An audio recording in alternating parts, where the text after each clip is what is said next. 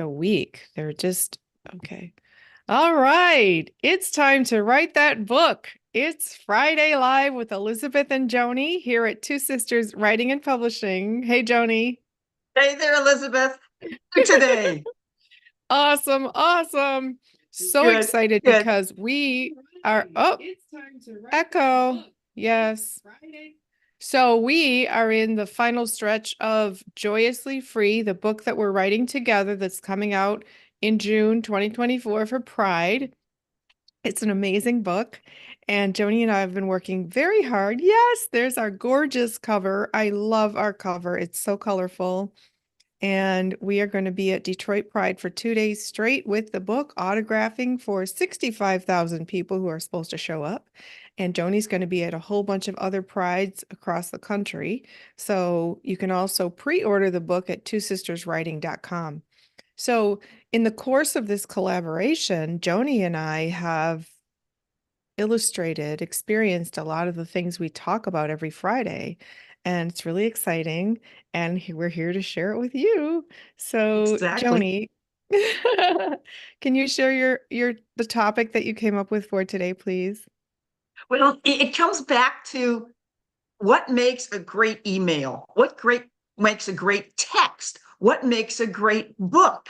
My prop for the day, I just went out and picked it in the yard, Oh, is oh, beautiful, bright and beautiful in its descriptions. Here's our topic: descriptions with the five senses, as Elizabeth throws in her number six sense, intuition. But I want you to see right now how bright and beautiful they are. And so when you write a text, when you write an email, when you write anything, a little note for your lover dover or for your child, you put some pizzazz and you describe it and you use those five senses. So right now, I'm just going to take a whiff of this freesia. And it just like, oh my gosh, it just went up my nostrils, into my brain, down my heart, and down to my toes. Oh my gosh, it is so fragrant. If I start sneezing, there's the use of those five senses. Okay. And that's what makes a great book. Now you're thinking, Joni, isn't this pretty basic? It is so basic, but I was so not a writer, so not an author. And it was less than 2 years ago that I met this phenomenal lady, Elizabeth, and her sister, Catherine, who have taken me on this worldwide trip of book writing. No, you're laughing, but it's the truth.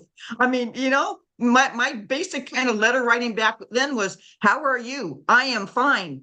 It was like no description. Now it's like I can actually get in there and say, hey, beautiful friend, how's this gorgeous day, sun shining in your heart with the warmth and the rays coming?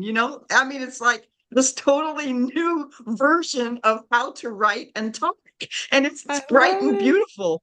So I, Oh, I hope that Joni. today will hit everybody's soul out there and figure out little ways that you can do emails, texts, whatever it is, to practice putting these into place, because it just makes life so fun and not Yes, yes, fun. yes. Okay, I'm rambling Oh, on. Your turn. no, you are such a burst of joy. Can you hold him up still, please? Or Yes. that's comfortable. So everything Joni just said is so powerful. So I hope that, I mean, it makes me smile just to listen to her and watch her exude such happiness. And she's used a lot of new words too in her writing, which is so fun, like exude, which is a great verb because I taught in my 6-month book coaching course that she took and mastered. Use great verbs that are interesting. She also used another exclamation, pizzazz, which is a fun word. You want to just jazz up your writing. But let's go back to those six senses pertaining to flowers as an example. Joni didn't just say flowers, she said freesia. So that's the pink one? That's this orange and red one right here. The Oh, oh, freesia. oh, oh, okay, okay. Okay. So when Okay. you say flowers, it says one thing, but if you say freesia or lilies or roses, like I have here on my desk, it conveys a whole new image. It helps the listener or reader visualize what you're describing. Sorry, my nose is tingling every time that thing comes around. Oh, funny, funny. So then what are the other flowers, Joni?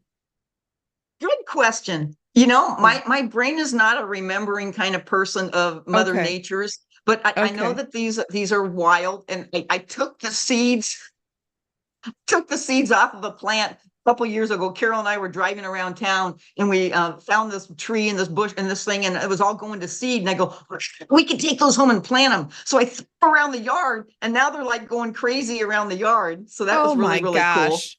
I know Okay, it. wait, And then wait, this wait. one, Go ahead. No. and this one here, it's either a peonies or anybody out there help me remember this. It's either a peonies or something else.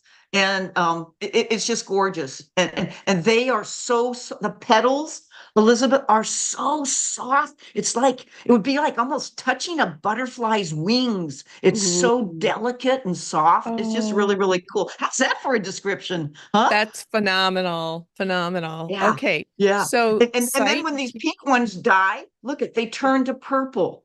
Oh, Look at wow. that. They change color. Like that Uh-huh. lizard that changes color, or like my hair that Chameleon. went from Uh-huh. blonde to gray, you know, it's Yeah. like it just changes color. And there's one that's unbloomed. That's the Yes. right word. Yeah. Yes, yes, yes. Okay, I love buds. things that are just starting out as Yeah, yeah. yeah, I it's love just it. beautiful. Okay. So thank you. There's so much Yeah. symbolism Thank you. here. I, And I have let's to put talk. it down. Oh Sure, my sure, gosh. sure. Okay, let's talk about the whole experience as a teaching tool for writing. Okay. First, the sight, hearing, touch, taste, smell, and intuition. The sight is very vibrant colors. Each has its own shape. The hearing, you wouldn't necess you wouldn't Sorry. necessarily hear flowers, but you might hear the breeze rustling in them, or birds chirping, or bees buzzing around them. The sight, hearing, touch, you just beautifully described the touch, what they feel like, and they're all different. So slow. Uh-huh. Sight, hearing, touch, taste, smell, of course. Every Oh, flower has a different smell, scent. Some smell wonderful. There are actually flowers that smell bad. They have like a very pungent sort of all yeah. different smells. Um, Sight, hearing, touch, taste, smell, and then intuition. Flowers often make us feel happy. However, flowers can also mark a sad occasion like a funeral.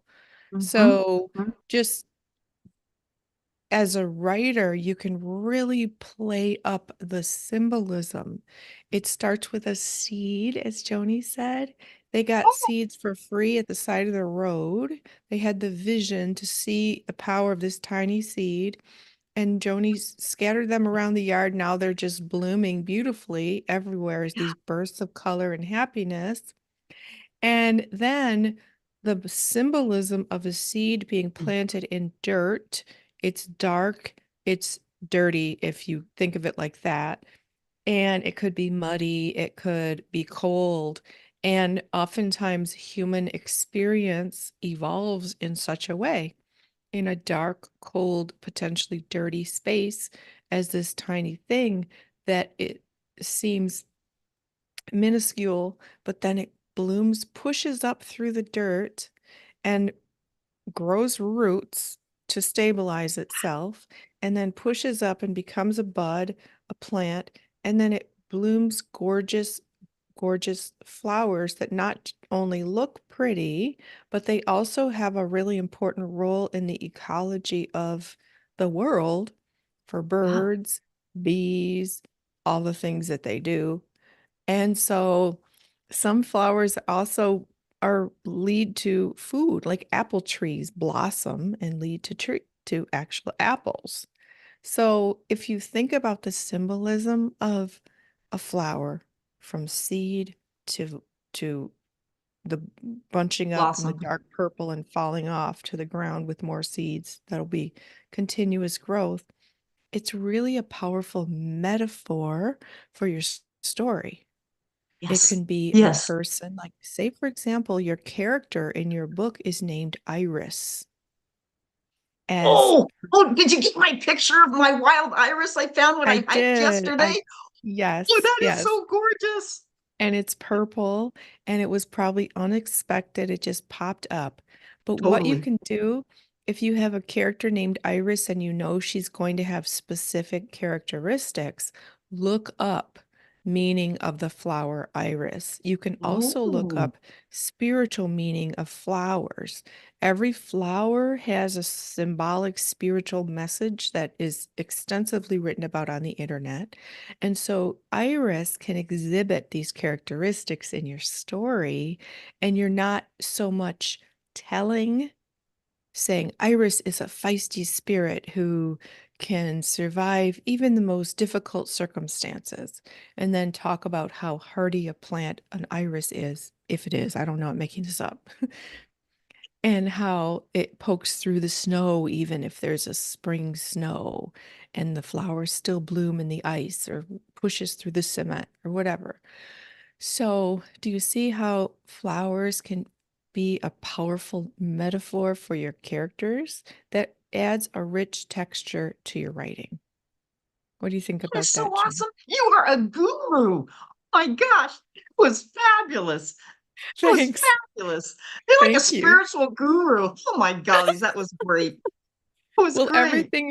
thanks, Joanie. So are you. Everything Thank is you. connected and everything can be Yes, used in your writing to enhance the storytelling. So right. I love how, Joni, you said practice in texts and emails, Hmm.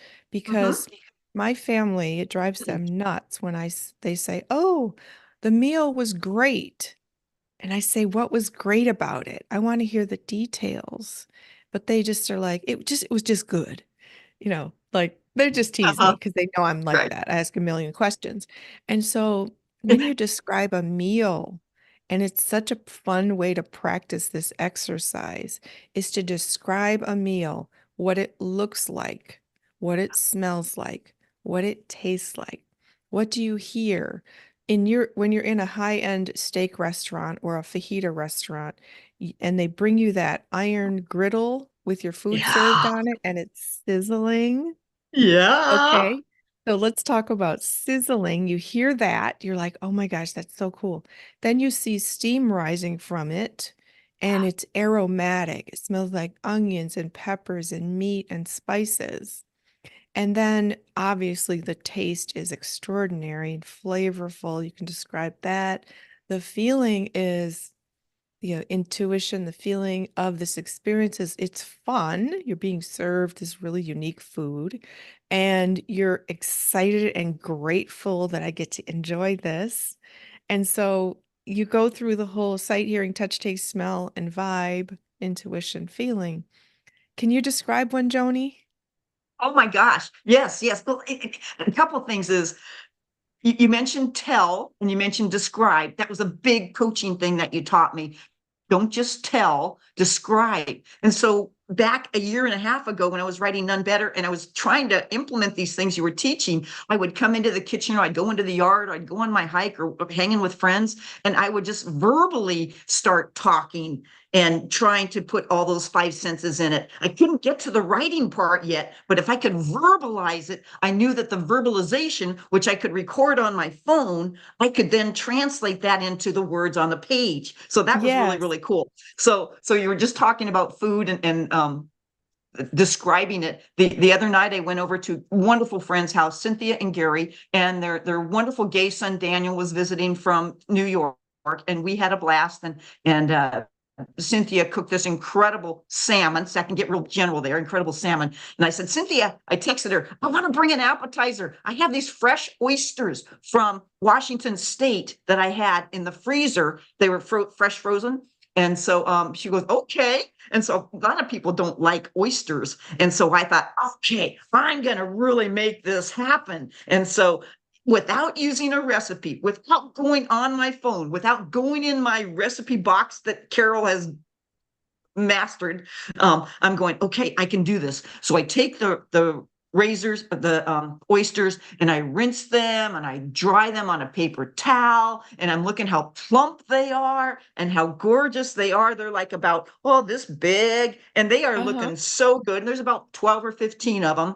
And I'm going, this is going to be fantastic. And I'm going, what do I do next? And so then it was like, okay, do I have lemon? Do I have lime seasoning? Do I have some spinach? Do I have some cheese? And all these things going. And I was just sort of salivating it before it even happened. And so I ended up getting the butter and the garlic and all these wonderful tastes. And the kitchen was like, holy moly, this is like a five-star kitchen going on here. And Oh, lo and wow. behold, if they came out and I baked them and melted some wonderful little bit of sharp cheddar cheese on top of it, put the spinach that I had sauteed on top of it, and they looked beautiful. And so it Oh, was like, Joni, I was so proud of you. And I thought, well, I better taste one before I go to the dinner because I thought they may look good, but who knows what they're going to taste like. And so I tasted one and I just saved, I just literally, I was standing at the counter, I took a bite and I had to sit down. It was so good. It was like, what? my gosh, I think I Wow, just that's invented awesome. creation, you know? And Oh, it was just very fun. And so anyway, it turned out to be an addition to a fabulous meal with fabulous friends and conversation. But oh, again, it was the flavors and the smells and the tastes and what they look like. They were so cute. They were so cute. So wow, Joni, yeah, that's a perfect isn't that fun? example. Do you like Yes. oysters? I've enjoyed them before. I don't order them, but if I've had them, they're good. Yeah. Okay, I okay. love that. So the adventure, the excitement, the love of sharing and sharing something that you lovingly created with your friends is just powerful. And then of course, sight, hearing, touch, taste, smell, and vibe. Well, so many scents. You know, the smell of the oysters have an o ocean smell, and Yeah, then lemon has a very strong scent, and then the spices, and then the cheese and the visual of the green, because oysters are grayish beige. And then there's right. this nice orange cheese and green spinach and Fresh green spinach. Oh, that was uh-huh, wonderful. Fresh lemon uh-huh, from the lemon tree. Yes. uh-huh. Yes. And then when you describe the taste, it's not just and texture. That's really important if you're writing Oh, about an yeah. eating experience that can also reflect the emotion of the situation. So if you're sitting at a lovely dinner and you're eating delicious food and someone says something rude to you, suddenly the food loses its taste and feels like sawdust in your Oh, mouth. oh, Yeah. wow. Yeah. Or you just want to Wow. spit it out Okay, or even cool. throw up.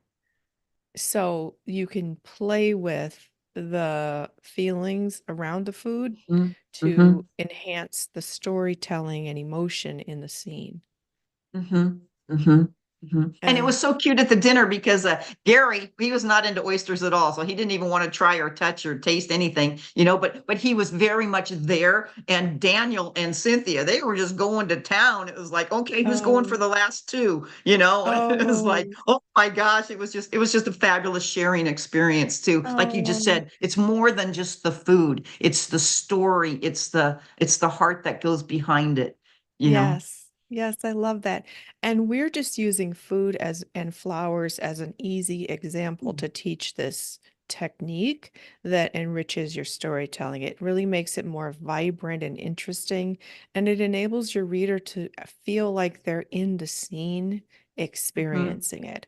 I've Mm-hmm. read Mm-hmm. books where the writer doesn't describe people's faces, doesn't describe what they're wearing or hairstyle, doesn't describe the room that they're in, and it feels like a vacuum, and I don't like it at all. Oh, I want oh, to see things like I'm there, and that's our job as writers to describe things, not over describe, but just provide enough. And the more distinct the details are, like like a person's face, you could say it's oval.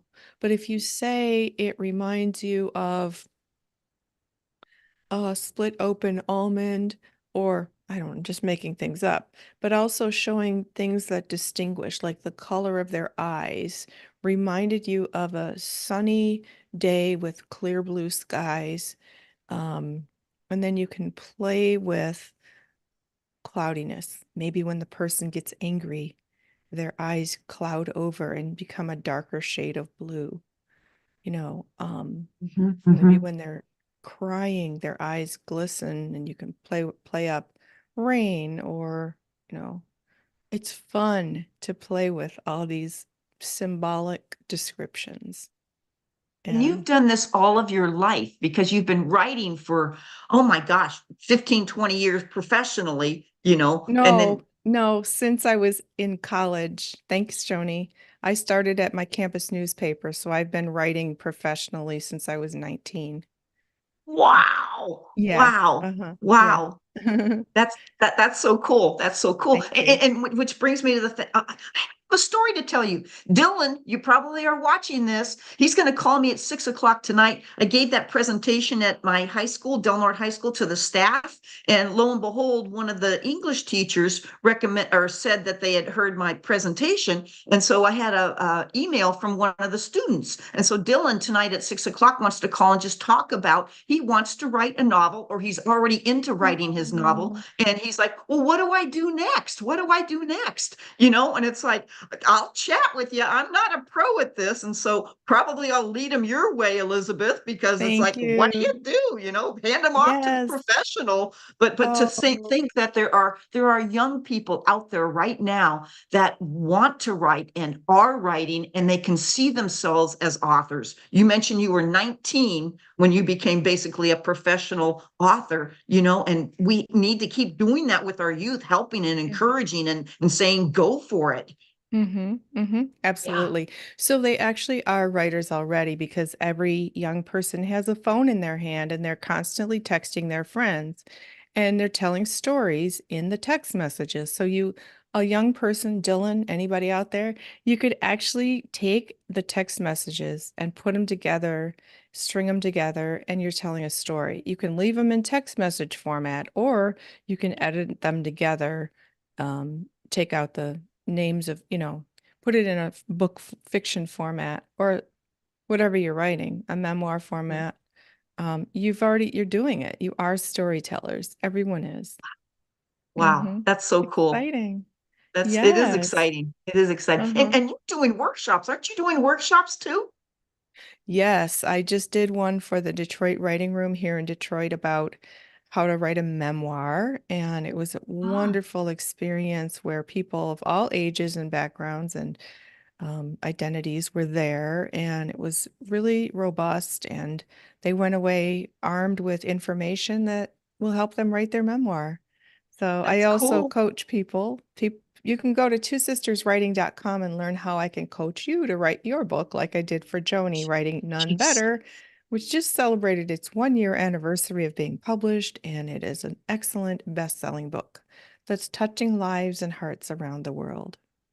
Thank you. Thank you. Yep. Yes, Yep. yes, yes. Yep. Never So, ending. Never ending. It keeps no. on going like that Energizer battery or bunny rabbit. It Yeah, just yeah. it just keeps on going. And do you know It's we are 50 days out from Joyously Free?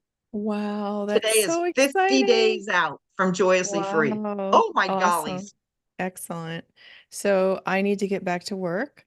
And Joni, so exciting. Everybody, please watch all the videos we've made over the past many months where Joni and I talk about everything you need to know to write, publish, and promote your best-selling book.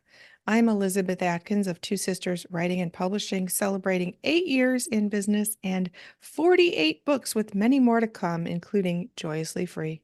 And Joni? And Joanie is a best-selling author of None Better and a flower beautiful lover, brighter and bolder and smells fantastic. And I wish everybody a beautiful day. Describe, use those six senses all day long in your text, your notes, your emails. Start it there and make it happen. And Yay! Elizabeth, thank you. Thank you so much for always doing this and rolling with it and putting out your guru spirit. Oh my gollies, you're the best. You're awesome. You're so much fun, Joni. Thank you. Thank you so much for all that you do. You're just an amazing earth angel. Oh, thank you. Likewise, Earth Angel. We can flap our wings or something now, All Have right. a Well, beautiful everybody, weekend, we wish you everybody. yes, have a great weekend and please visit twosisterswriting.com. You can order None Better. You can check out Joni's schedule of events and learn more about her. You can learn about our publishing and book coaching services. You can read our books in our bookstore. And we wish you happy reading and happy writing. We'll see you next Got week. it. Big hugs, lots of love.